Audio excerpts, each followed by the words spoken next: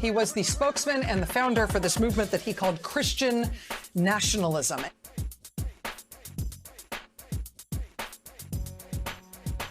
True. All right, code keepers, we're in for it. So, the conversation is their understanding of Jesus the Christ is not your or our collective understanding of Jesus the Christ, the Redeemer, whatever term you want to use, whatever phrase. I feel like every now and then the powers that be feel like a nigga gotta die in order to remind us that Jesus died for our sins.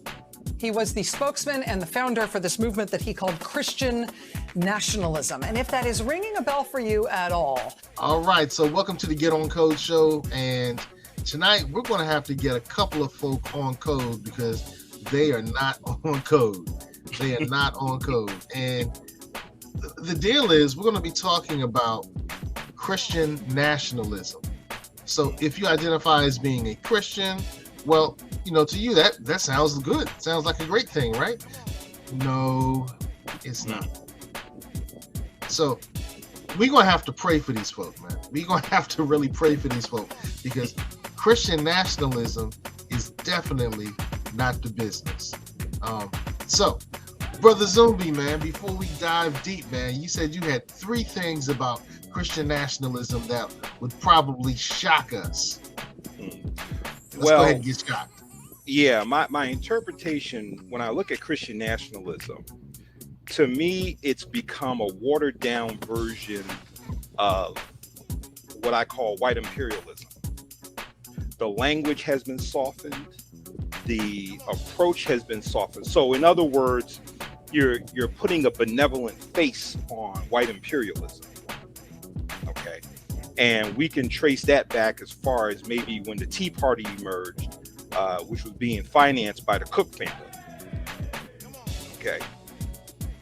Another thing that I talk about with Christian nationalism, to me, I think it's the response of what I've coined the fear of a black planet syndrome, which is a thing that white people are suffering from because what are they seeing? And I'm going to use, as Brother Coakley would tell us, a good white source, the Pew Research Center. Okay. A couple of things to take into account. Whites are already at a negative birth rate. Ooh, okay. So for every one white person who dies, there's 6 that will never be born. Which is the reason for the great replacement concern, and we're going to bring that back in. Okay. Now, also, the way that white folks or the Christian nationalists view Christianity is much different from melanated folk, particularly African people. I don't know if you're familiar with the movie Traitor with Don Cheadle. No, I'm not familiar with it. Okay. Don Cheadle's character is Saeed, who basically grew up in the Middle East, but has been hired by the FBI to go into different cells, if you will. Okay. And the one thing that I think was interesting in the movie is the fact that the way that African people, the way that we take on a religion, we take it on as a culture and a way of life, whereas others use it as a means to an end. Okay. So I think that's another thing to take into consideration. Now, here's I guess you would call it the bombshell. By the year 2050, guess which religion will be the most dominant religion on the planet? Ooh, so I'm guessing it's not our Christianity. No, sir.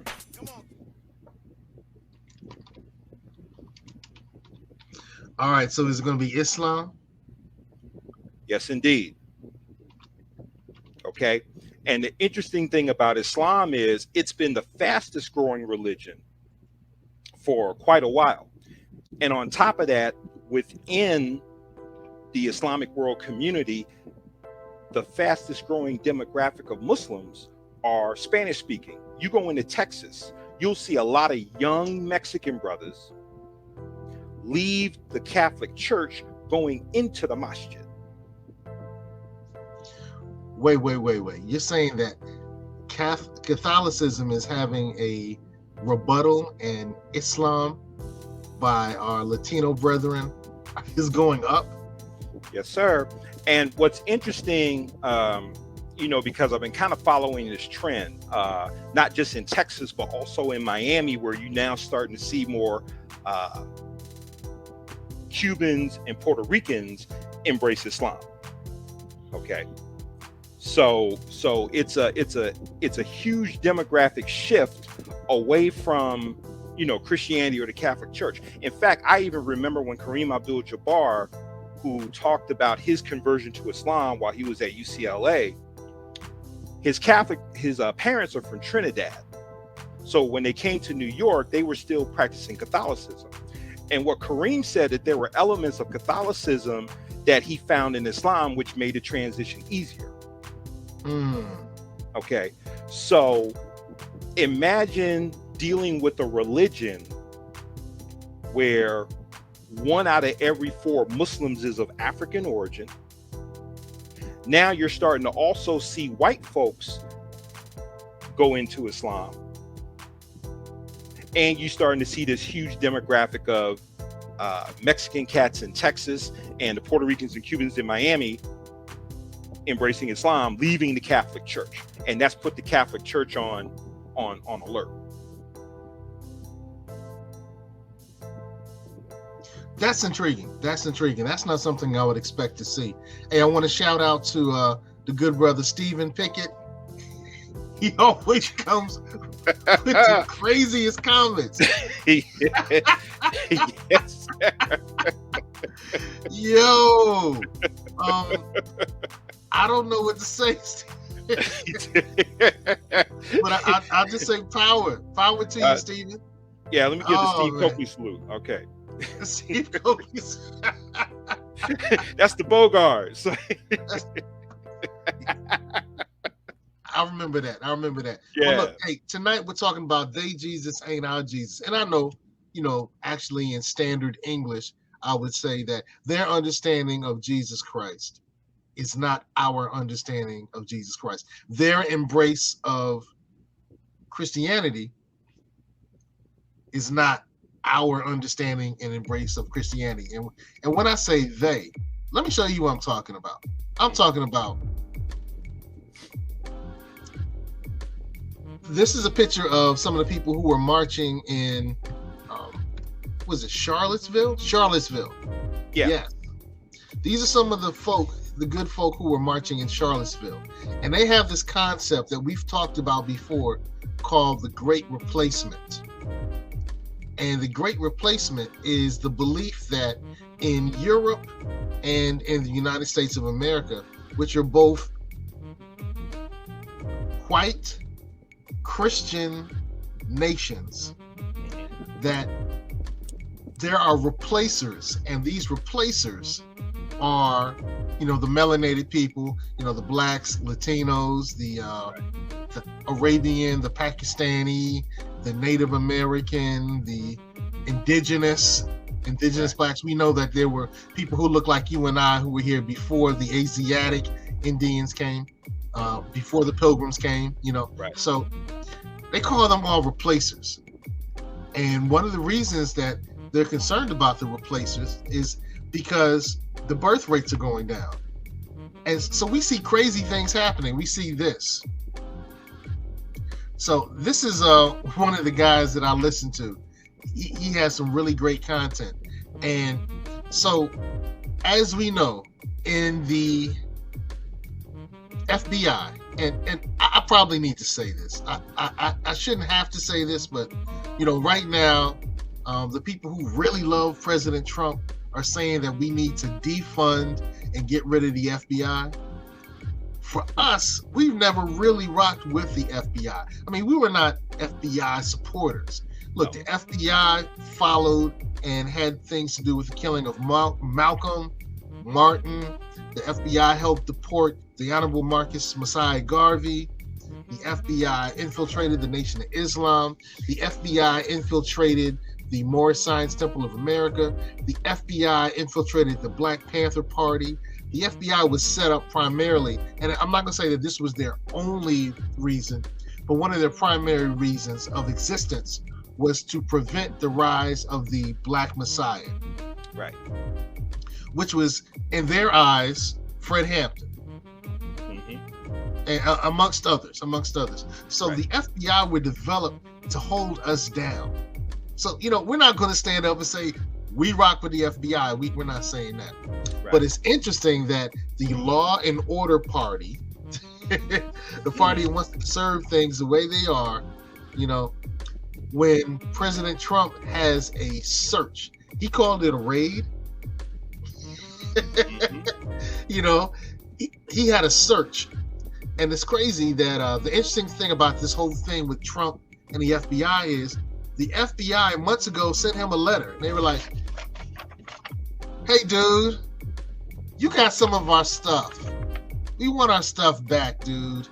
Dude, turn the stuff back in. A month later, dude, here's a subpoena. We're saying, dude, you got to turn the stuff back in, dude. And, President Trump didn't respond to the subpoena in a favorable manner. So they're like, all right, dude, we're knocking down your door, dude. So he was subpoenaed.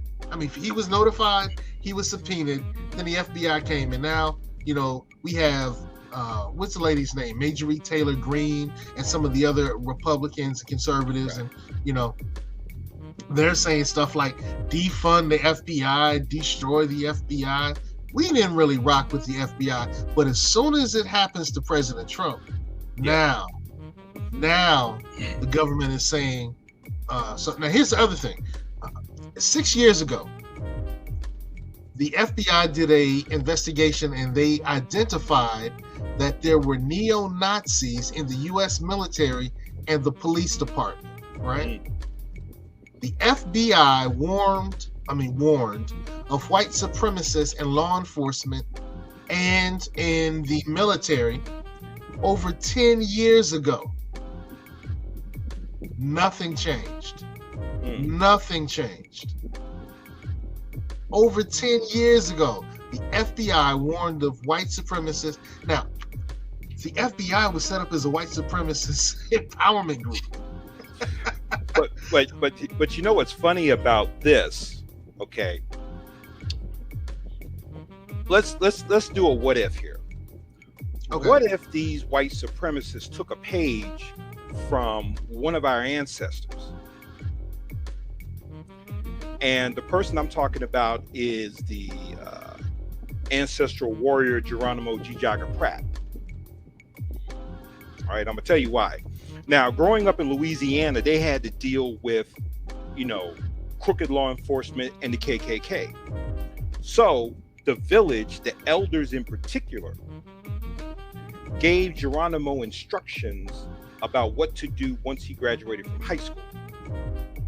So Geronimo pulled a Dan Freeman, for those of you who read the book The Spook Who Sat by the Door, signed up for the U.S. Army, went over to Vietnam, got a Purple Heart, got all kinds of medals and awards. But what he got was the training that he learned in the U.S. military, brought it back to his village in Louisiana. And then later on, when he joined the LA chapter of the Black Panther Party, he was able to teach the Panthers how to defend the office and how to handle shootouts with LAPD. And they were actually getting the upper hand. So to counter that, the LAPD sits down and develops a paramilitary wing of their police department, which becomes known as Special Weapons and Tactics, or commonly known as SWAT.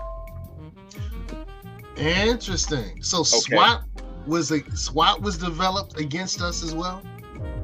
Absolutely. See, the purpose of SWAT was this. They never had to deal with cats who were organized.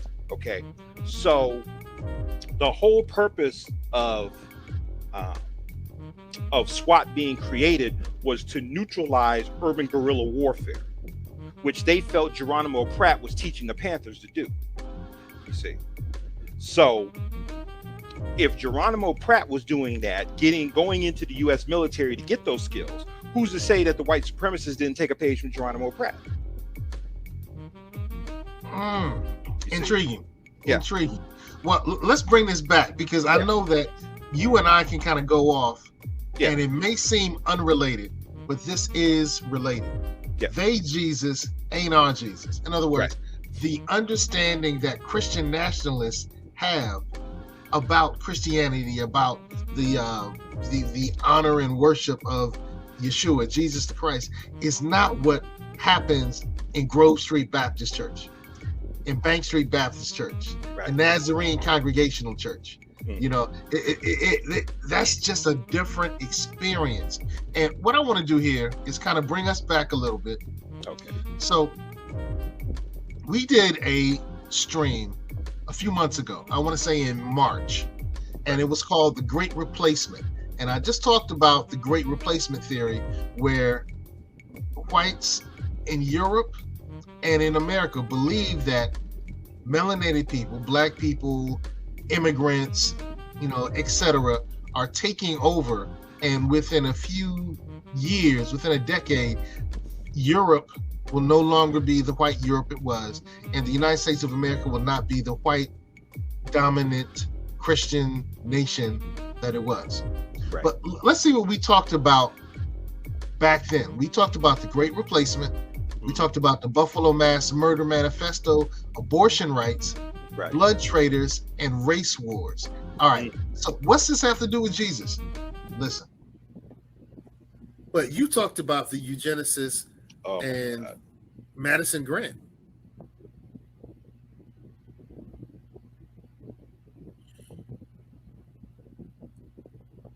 See, when we think of white supremacy, we think of the Ku Klux Klan.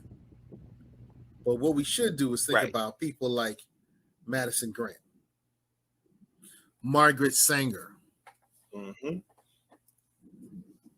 Right. Oh, who, by the way, and she is quoted by saying this. You know, your good friend Hillary Clinton said that was her hero. Yeah, she did say that. Now I know I got, you know, some people upset with me earlier when I stated that when he used the term Christian, he was talking about white supremacists. Christian identity is an interpretation of Christianity that advocates the belief that only Celtics and Germanic people, such as the Anglo-Saxon, Nordic nations, and or Aryan people and people of kindred blood are the descendants of Abraham, Isaac, and Jacob, and therefore are the descendants to the blessings of Abraham. Yo, so I know, like, you know, the queen was up here earlier. She's like, so if he follows Christian values, and one of his values he must not value is thou shalt not. I know that Rayshawn was like, Seiko, you tripping. You know, he's not using the term Christian to mean white supremacist. Yes, it does. So when we hear terms like, I'm a proud American, they're not talking about American as being a citizen of the United States of America.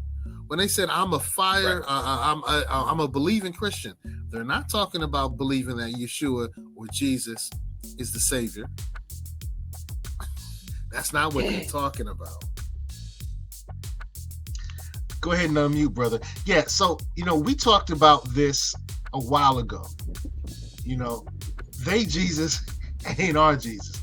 The way that we look at interpreting and, you know, enjoying and benefiting from the Christianity faith, the Christian faith rather, is very different than the way they're looking at it. So there's something that's kind of popped up in the ether, which is called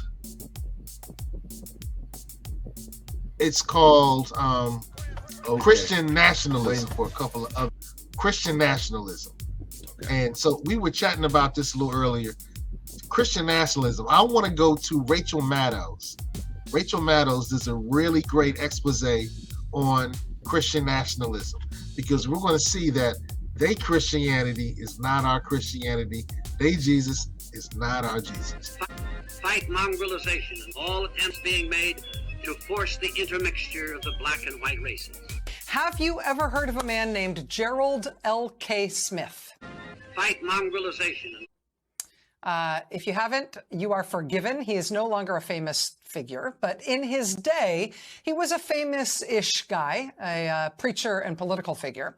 At one point, he ran for Senate in Michigan as a Republican.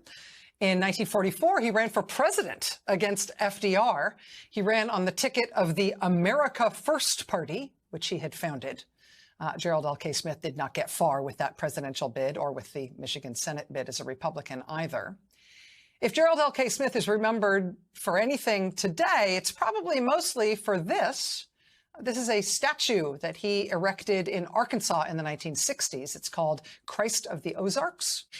But Gerald L.K. Smith is about to have another moment in the public eye, because what he really wanted to be remembered for, even more than that statue, was a nationwide movement that he tried to build. A movement that he named and that he led and that he promoted tirelessly and that he wanted to outlive him forever. Motive behind the term Christian nationalist is easy to define and simple to interpret. We believe that the destiny of America in relationship to its governing authority must be kept in the hands of our own people. We must never be governed by aliens. We must keep control of our own money and our own blood. In other words, we must remain true to the Declaration of Independence. That is nationalism. We believe that the spiritual symbol of our statesmanship is the cross, which indeed is the symbol of Christianity. We believe that the inspiring dynamic out of which America grew is Christianity. We believe that there would be no real America such as we love and for which we're willing to die if there had been no Christianity. Thus, when a Christian is a nationalist, he becomes necessarily a Christian nationalist. A Christian nationalist. That was Gerald L.K. Smith speaking in the 1950s as both a sort of pseudo-preacher and a political figure on the American right. He was the spokesman and the founder for this movement that he called Christian nationalism. And if that is ringing a bell for you at all, Republicans really need to recognize the people they represent. Okay, their voters, not the lobbyist donors, not the corporate PACs, not those people. That's not who the Republican Party should represent. We need to be the party of nationalism. And I'm a Christian, and I say it proudly. We should be Christian nationalists. Now about the way the Trumpiest part of the Republican Party is kind of branding itself these days. Christian nationalism on the rise in Republican campaigns. Christian nationalism is reshaping the Republican Party. Subversive forces, exploiting sentimental nitwits, are reading into the Constitution a code of conduct which threatens to mongrelize our race, destroy our racial self-respect, and enslave the white man. Fight mongrelization, fight mongrelization, fight mongrelization, and all attempts being made to force the intermixture of the black and white races. Preserve America as a Christian nation, being conscious of the fact that there is a highly organized campaign to substitute Jewish tradition for Christian tradition. The most powerful Jewish organization in America is the Anti-Defamation League, which has launched a campaign to remove from all public schools any songbook which contains a Christmas carol or any other hymn which mentions the name of Jesus. They're coming for the kids. They're coming for the public schools. They've infiltrated the public schools with their anti-Christian. Christian nationalism. Gerald L.K. Smith, the leader of the Christian nationalist movement, speaking in the 1950s. He was the leader of that movement in this country in the World War II era, around the time he was running for president. He was also a leader of that movement in the post-World War II era, and they apparently do not have any qualms. So, no, we don't want people who are atheists. We don't want people who are Jewish. This is an explicitly Christian movement because this is an explicitly Christian country. Now, we're not saying that, we're going to deport all these people or whatever. You're free to stay here, right? You're not going to be forced to convert or anything like this, but you're going to enjoy the fruits of living in a Christian society under Christian laws.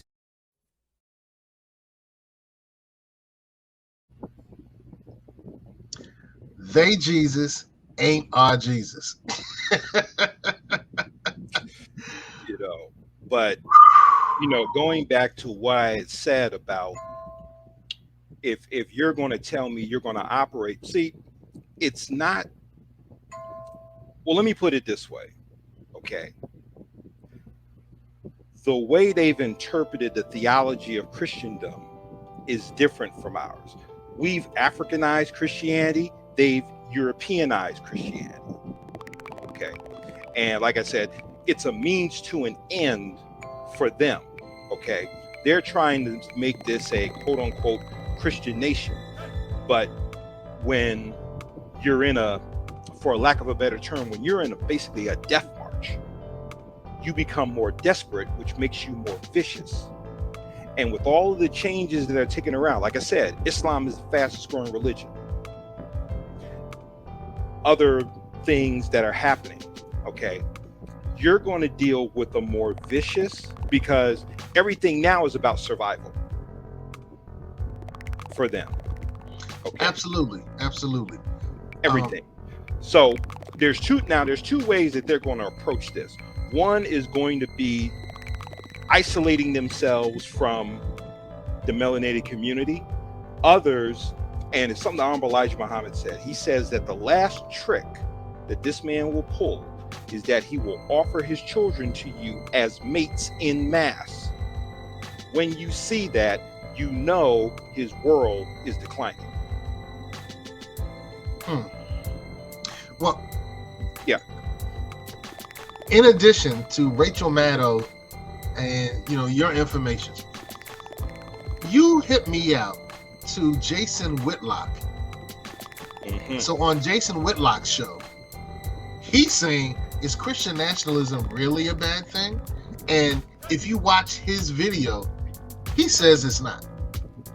He considers himself a Christian nationalist, and he doesn't take any stock of the history of the term Christian nationalist.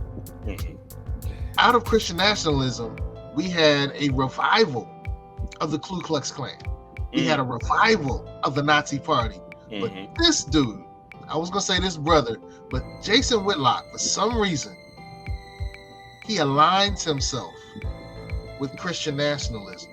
And part of me is thinking, he considers himself a Christian, so, prayerfully, he's thinking, I'm a nationalist, I really love America, I'm also a Christian, so therefore, I am a Christian nationalist. And we're talking with the good brother, Minister Zumbi, author of GOAT. So I'm praying that's what he's doing, man. But honestly, Jason Whitlock is off code. And the thing that we need to do is make sure we point it out, like the song used to say. Right. Point him out. We need to point him out and like, hey, dude, you're off code.